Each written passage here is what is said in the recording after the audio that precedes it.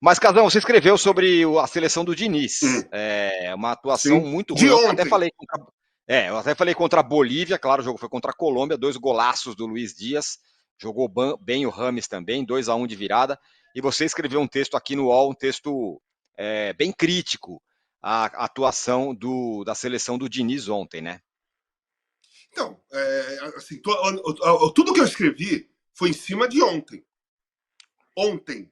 Tudo o que aconteceu no jogo. Essa é a minha avaliação. Não antes ou contra a Argentina. Eu estou avaliando o que aconteceu ontem. Para mim, ontem é o seguinte: não é só jogador que joga mal, que tem uma noite ruim, um dia ruim. O treinador também tem. O treinador também tem. Como o árbitro tem. O Diniz foi muito mal ontem. Ele foi responsável pela virada da Colômbia. Por quê? Quando o Vinícius Júnior machucou, não fez sentido ele colocar o garoto João Pedro. Não fez sentido. O garoto nunca imaginava que ia ser convocado e foi convocado. Né? Você tem o Paulinho no banco, que jogou na Alemanha, já foi campeão olímpico, é artilheiro do Campeonato Brasileiro com o Atlético Mineiro, muito mais experiente. Como que você solta um garoto que vestiu a camisa pela primeira vez num jogo contra a Colômbia, lá na Colômbia? O João Pedro ficou perdido. João Pedro ficou perdido. Ele não entrou na área, ele não saiu da área, uma hora ele estava defendendo, outra hora ele não sabia o que fazer. Sabe? Ele ficou completamente perdido. Ele errou nessa alteração, na minha visão. Um outro erro gravíssimo.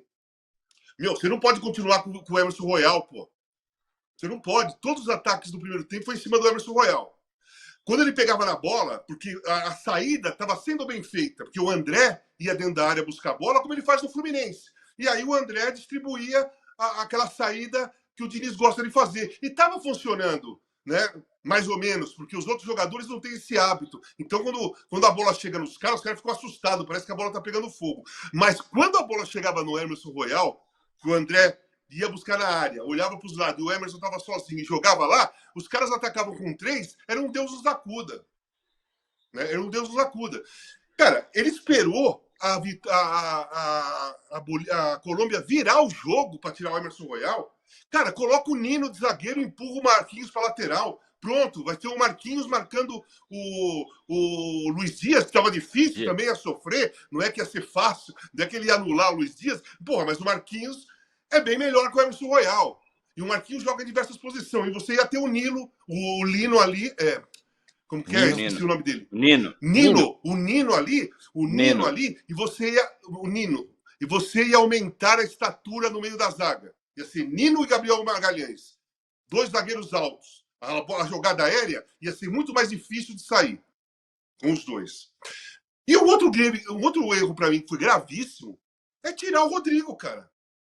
O Rodrigo era o cara que vinha buscar a bola, que partia para cima, deixou o Rafinha na cara do gol. O Rafinha chutou na trave, chutou de fora da área, vinha buscar a bola, era o cara criativo, era o cara que deixava os jogadores da Colômbia assustados quando pegava na bola. Saiu o Rodrigo, a Colômbia foi para cima e virou o jogo.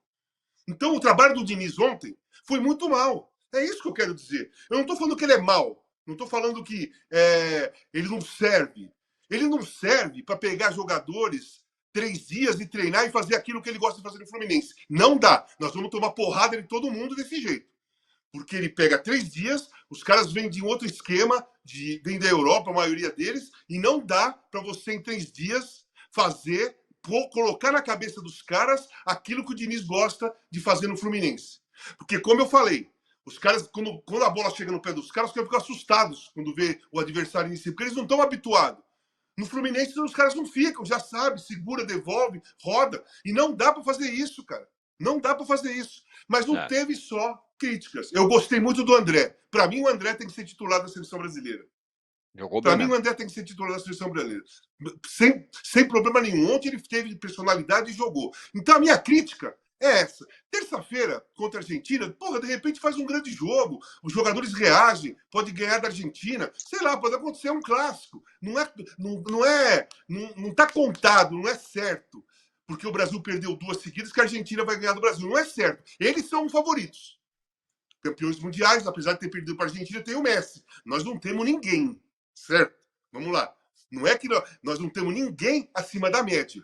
Nós não temos mais grandes jogadores. Nós não temos há muito tempo grandes jogadores, um Ronaldo, um Rivaldo, um Ronaldinho Gaúcho, para ficar ali lá nos anos 2000 já, sabe? Não vou nem lá atrás. Então a nossa seleção é limitadíssima, tecnicamente, limitadíssima, muito previsível, muito fácil de ser marcada pelos adversários, porque nós não assustamos mais. Então a minha manchete é exatamente isso. Nós viramos o bobo do futebol no mundo. A seleção brasileira virou o bobo. Sabe por quê? Porque ninguém respeita mais. Todo mundo vai para cima. Venezuela vem para cima. Colômbia vai para cima. Venezuela tá todos os times europeus vêm né? para cima.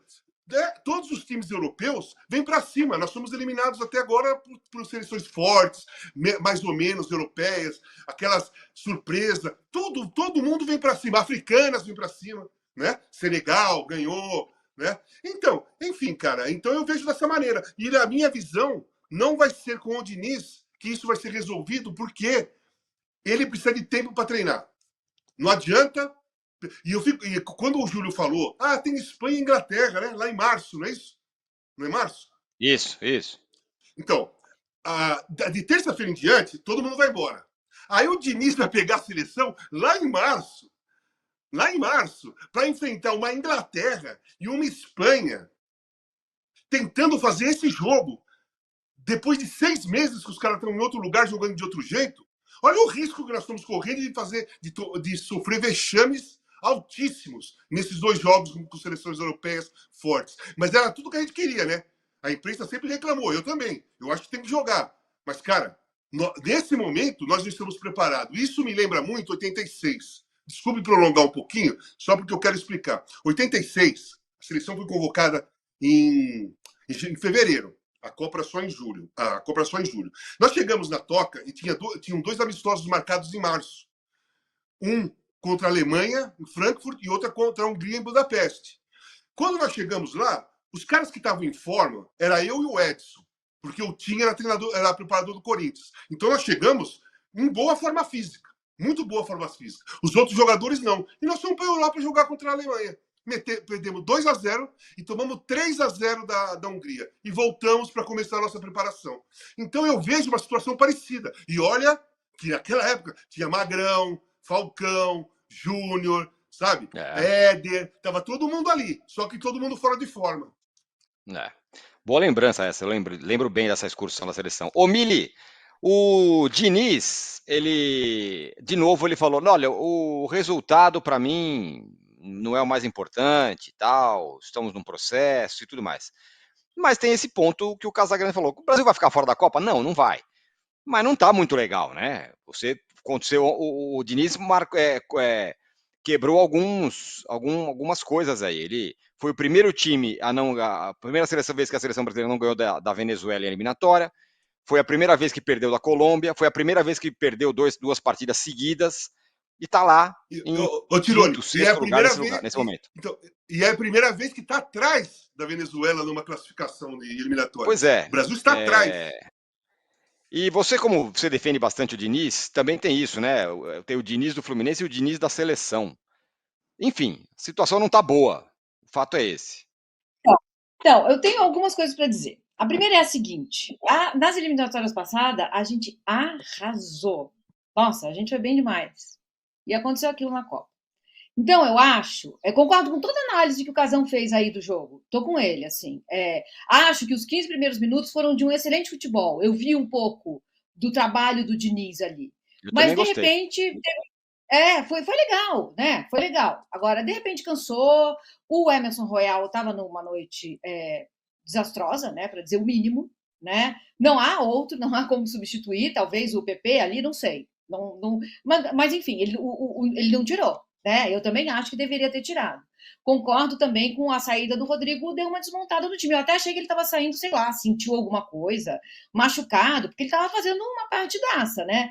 E o André, para mim, é o cara acima da média. O André, para mim, é um 10 que joga de volante. Ele é, assim, um absurdo de jogador, sabe? Eu tô vendo o André desde a base, assim, ele chegando. Lembro da estreia dele num Fla-Flu em Itaquera, entrou, decidiu o jogo. Assim, para mim, ele é um assombro de jogador, tá?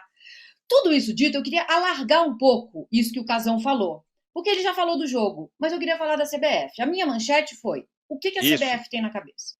Então Perfeito. vamos lá. Não tá bom, né, gente? É óbvio que não tá bom. Não dá para dizer que está bom, porque não tá bom. Todo mundo concorda, e o Casão falou isso, que para o Diniz implementar o trabalho dele, o estilo dele, é preciso tempo. O Diniz é um cara cuja proposta é de um jogo anti-hegemônico. É de um jogo não posicional. Ninguém faz isso no mundo. Os caras chegam lá da Europa internalizados do jogo posicional. Eles estão aprendendo isso lá, eles estão jogando em times de ponta, que estão fazendo esse jogo. Então você precisa primeiro fazer eles desaprenderem. Leva tempo. Você me diz o que a CBF tem na cabeça. Se ela realmente acertou com o Ancelotti, eu não sei, tá, gente? Até agora eu desconfio dessa história. Se ela acertou com o Ancelotti, o que ela está fazendo com o Fernando Diniz? Não faz sentido. Não faz nenhum sentido. A menos que ela dissesse assim, olha, gente, a gente quer propor uma revolução aqui. A gente quer jogar como o Fluminense está jogando. Estamos vendo aqui que tem um caminho que ele está propondo. Vai levar um tempo. Eliminatória é para preparar o time mesmo. O Brasil não vai ficar fora da Copa. Vamos preparar o time? Haverá resultados ruins. Você não luta contra o sistema hegemônico ganhando todo o jogo. Haverá apresentações ruins, haverá trocas mal feitas. Segura aqui a onda com a gente, porque a gente quer implementar uma filosofia de jogo. A CBF não quer isso, gente. A CBF quer título, dinheiro, patrocínio. É uma empresa privada, vive disso, de lucro. Ela está muito bem, tem o dinheiro em caixa, tá tudo certo com a CBF. Vai pagar um Ancelotti, não é pouca coisa, né? Mas o que ela quer? Título. Se ela quer título, então pega um projeto e vai com ele. Pô, se o Ancelotti não tá aqui, não pode. Vamos esperar o Ancelotti? Vamos. Quem pode? Ancelotti, meu caro, você vem?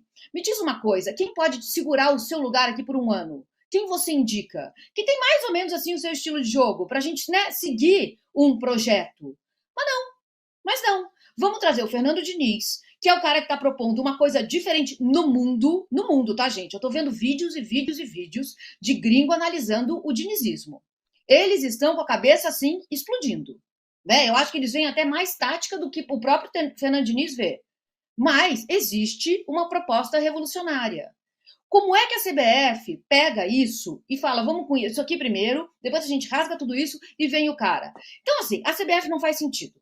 A CBF não faz sentido. Ela não se comunica. Se a gente acha que futebol é realmente uma coisa tão importante assim, que a gente acha, né? Nós estamos aqui, a gente passa horas vendo e discutindo futebol. A gente fala que é maior que a vida.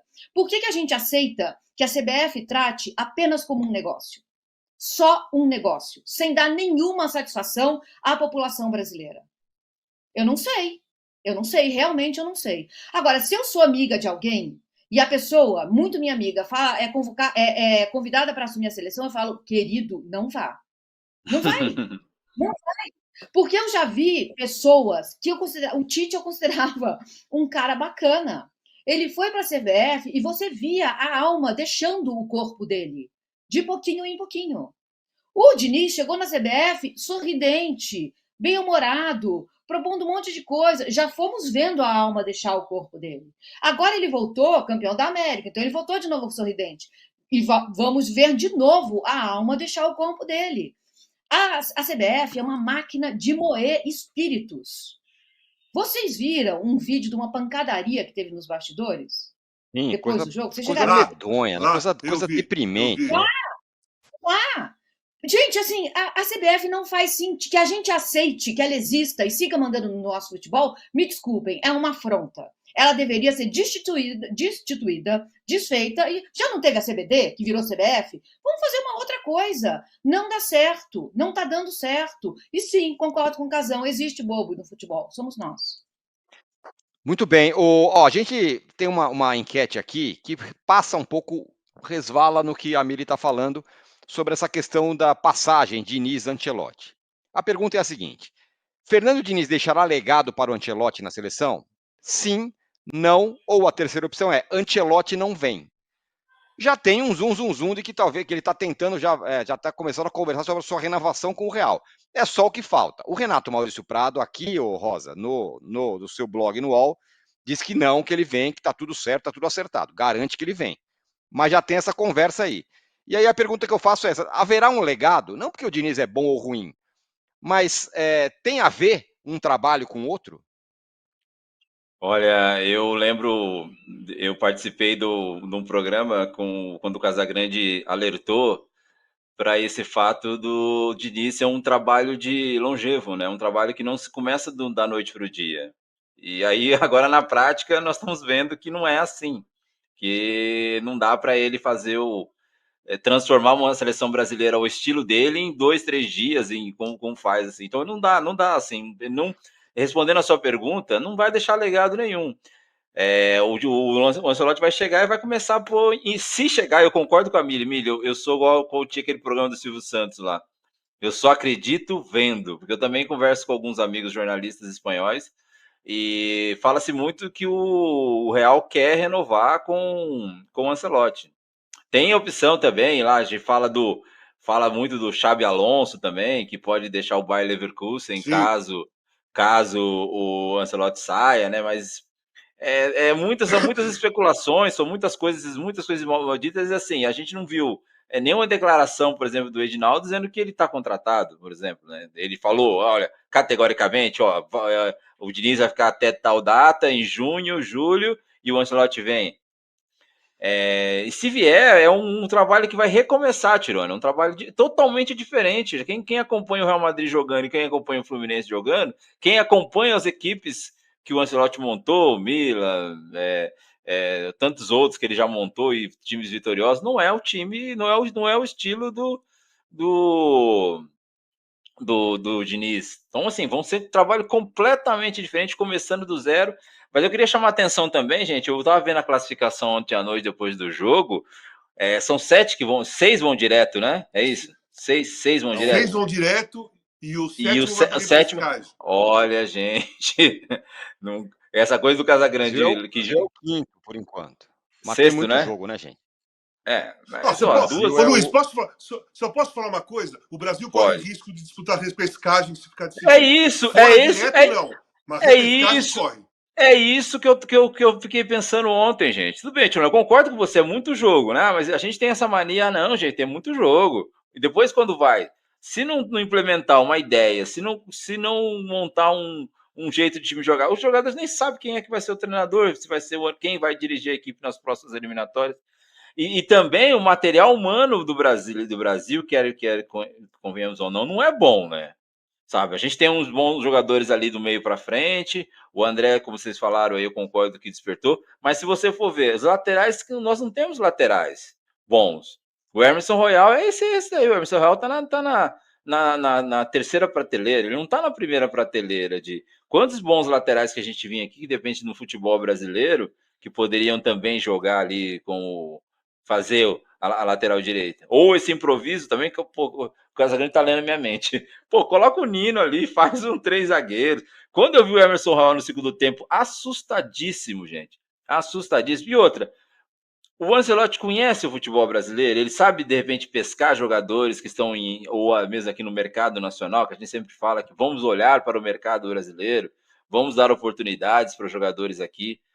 Será que ele tem essa capacidade de pincelar, de conversar com os treinadores, já saber o que os treinadores, olha, chegar, por exemplo, no Corinthians, no São Paulo, no Flamengo, no Grêmio, no Ceará, no Fortaleza, e ver jogadores, conversar com os jogadores que, tipo, será que ele está acompanhando, por exemplo, o Sub-17 aí, que está disputando esse Mundial, o Sub-20, a seleção olímpica que tá aí, vai fazer amistosos. Então, assim, é um trabalho perdido, assim, e eu reforço, assim, Tirone, assim, não vai deixar legado nenhum, se ele vier vai ter que começar do zero, e concordo, assim, o Brasil não tá essa coisa de pensando em classificar direto, por mais que tenhamos 6 vagas, Tirone. Pois Ô, é, Tirone, vamos deixa eu ver. falar uma coisa. Oi, fala, Mili. Pode, claro. Não faria mais sentido a CBF ter escolhido o Abel Ferreira para um trabalho de 4 Claro. anos? Claro. Não sei se o Abel Não, mas Ferreira aí, faria. não, você não quer, mas ele não quer também, né?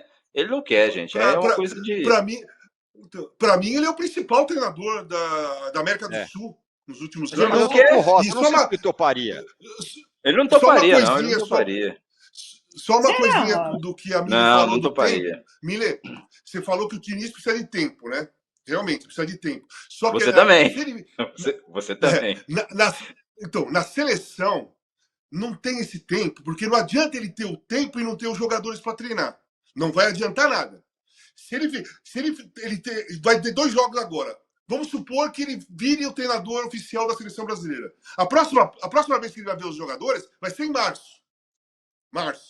Depois vai ser, sei lá, 2 meses depois. Depois, mais uns 2 meses depois. Isso não funciona com o Diniz. A cada 2 meses você pegar o jogador por 3 dias, por 5 dias, não vai funcionar, porque os caras vêm de um jeito de jogar já há anos, posicional, aquele negócio de esquema tático carregado, que é o futebol europeu, né? Esquema tático carregado, todo mundo tem a sua função, todo mundo, sabe? Você pega na bola, sai a jogada, mas são todas jogadas mecânicas. Um ou outro jogador tem inventiva, como o Bellingham, por exemplo, é um jogador que, sabe, desequilibra qualquer coisa de tática. O Bellingham é um jogador que ele não ele tem tanto talento que ele não é europeu.